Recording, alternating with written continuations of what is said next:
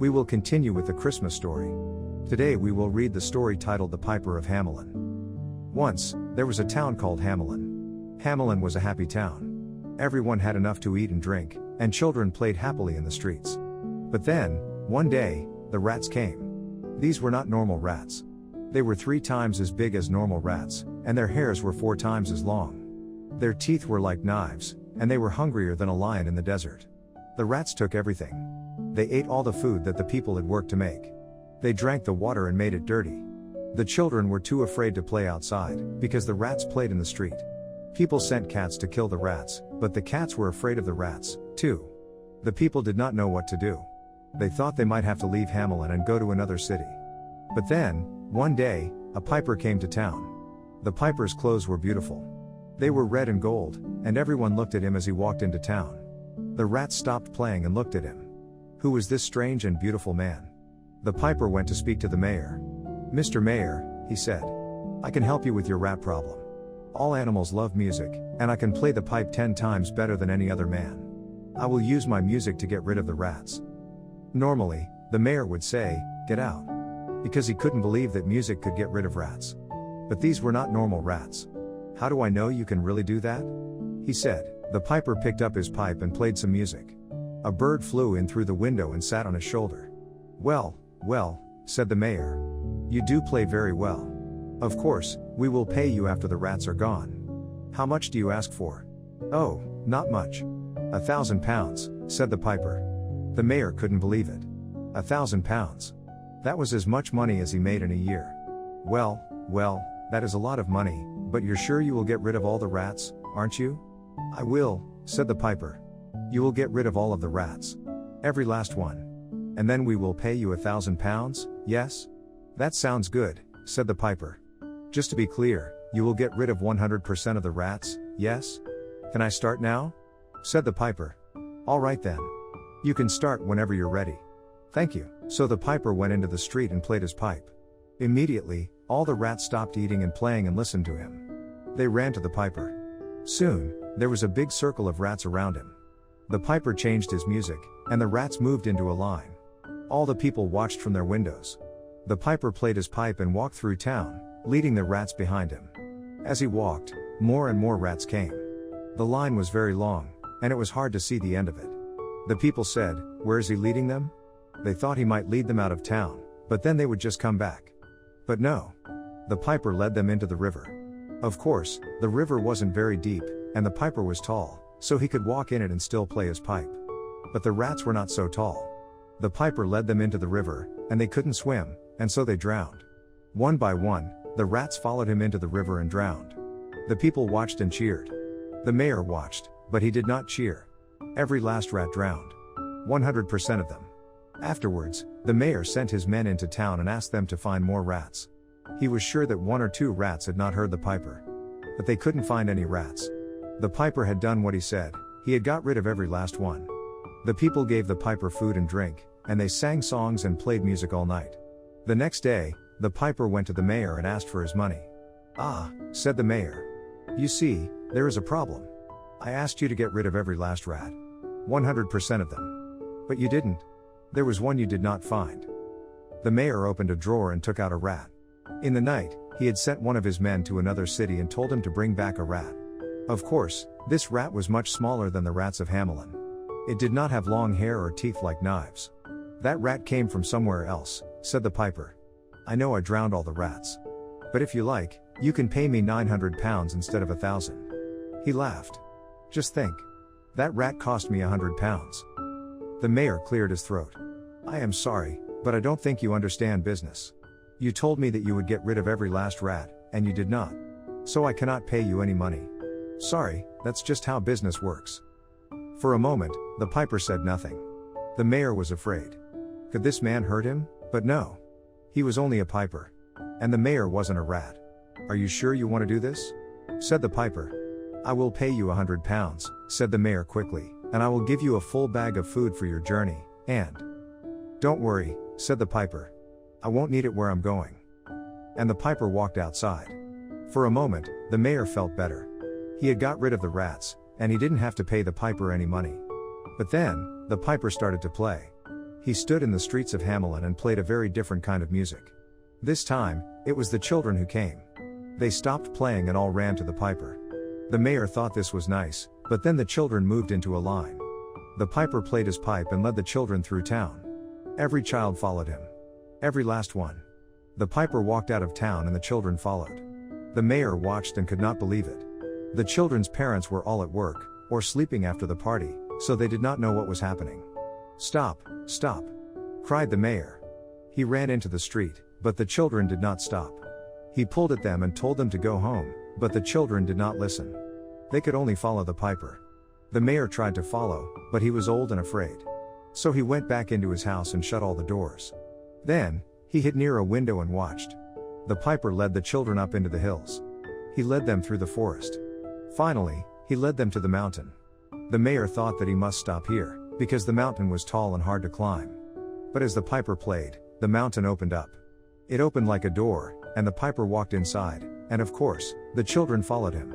One by one, the children of Hamelin disappeared with the piper into the mountain. Later, the parents came home and saw that their children were gone. But 3 children came back to town. One of the children had a limp, one was blind and the other was deaf. "What happened?" asked the parents. "The piper played his music," said the boy with the limp, and all the children went to him. "I tried to follow, but I couldn't. When they went up the hills, I could not climb because of my limp. I followed them to the forest," said the blind girl, "but then I got lost. I could not find the way because I am blind."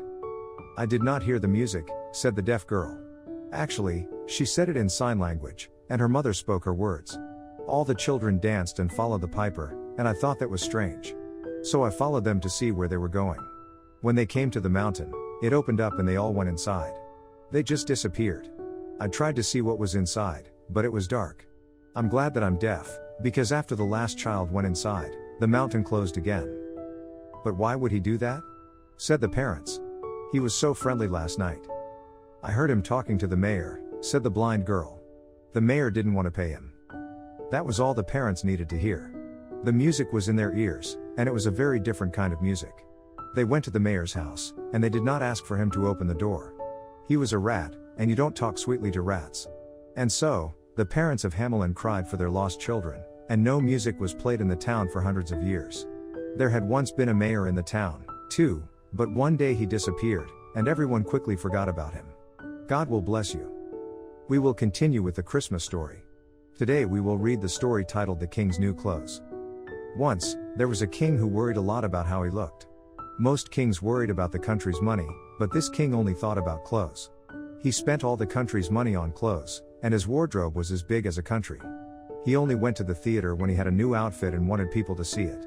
The king was not often in council, but he was often in his wardrobe.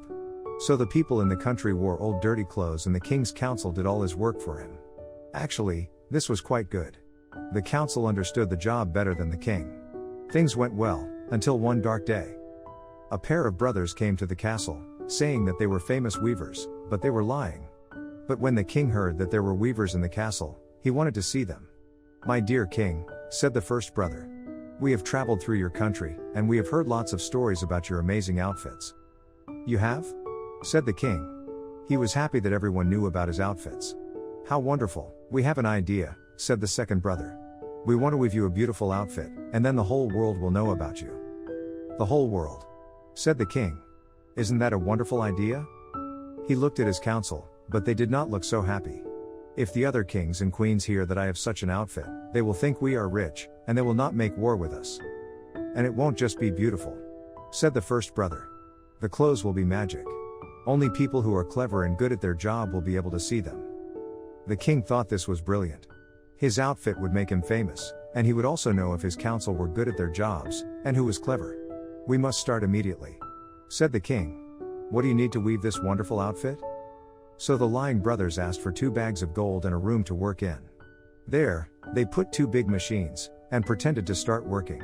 They put the gold in their own bags, and they did not put anything in the machines. They moved their hands in the air and worked the machines. It made lots of noise, but of course, the machines were empty. They were only pretending. A few days later, the king was looking at clothes in his wardrobe, and then he had an idea. He could send his council to go and see how the weaver's work was going. That way, he would know if his council were good at their jobs. He sent the oldest man in the council to go and talk to the weavers. The councilman thought he would easily see the outfit, but when he walked in, he saw 2 empty machines, and the weavers working. My God! He thought. Does this mean I am stupid? Then I must not be good at my job. Councilman, said the brothers, stopping their work. Thank you for coming to see our work. Come closer, so you can see the clothes better. The councilman pretended to look at the outfit. Tell us, do you like how it looks? And what do you think of the colors? They spoke for a long time about the clothes, used many long words, and asked what the councilman thought. He said, yes, yes, and told them that the outfit was beautiful. He did not want them to think he was lying, so he asked for the names of the colors, so that he could tell the king. Oh, and before you go, said the brothers, could we have more gold? We have used most of it already. So the councilman gave the message to the king, and the king gave more gold to the lying brothers, which they put in their own bags. The king was happy with the oldest councilman, so a few days later, he sent the youngest councilman. This man also thought he would be able to see the clothes, and when he walked in and saw the empty machines, he began to worry. If I tell the king I cannot see the clothes, he will kill me, he thought. So he looked at the machines for a long time, and spoke loudly about how beautiful the clothes were, and how he wanted to tell the whole city about it. The weavers asked him lots of questions, and said that they wanted to make sure it was perfect, and then asked the councilman for more gold. The councilman told the news about the magic clothes to the city, and everyone started talking about it. They all wanted to see the outfit, so that they could know who was stupid or bad at their job. Finally, the king decided that he could wait to send his councilman to the weavers, because he wanted to see the clothes himself. He went to their room with his council, and of course they only saw the empty machines, but nobody said anything in front of the king. The king was very surprised that he could not see the clothes. Does this mean that I am a bad king? He thought. But how can that be? I have been a good king all my life. But maybe. My council has always done most of the work. And isn't that the job of a king? The people look at how wonderfully perfect I am, and then the king chooses a strong council who does all the work. I must not speak of this, or people will think I am a bad king. So the king said that the clothes looked wonderful, and that he would give the weavers as much gold as they needed. The council laughed and talked about the beautiful colors. If you listened to the council, you would think the clothes were black, white, red, green, yellow, orange, blue, purple and gold. Yes, yes, you have done an excellent job, said the king. So I think we must hold a parade. There, we will show everyone the new outfit, and afterwards you will be knighted. The lying brothers' mouths fell open. We will be knighted? How amazing! Our king is too kind. The night before the parade, the weavers did not sleep. They worked all night on their machines. Then they took the clothes out, cut them with scissors and so on. Of course, they were really just pretending, cutting the air with scissors. In the morning, the lying brothers came to the king and showed him each piece of the outfit. Here are your new trousers, my king, they said, and they helped the king put on his trousers.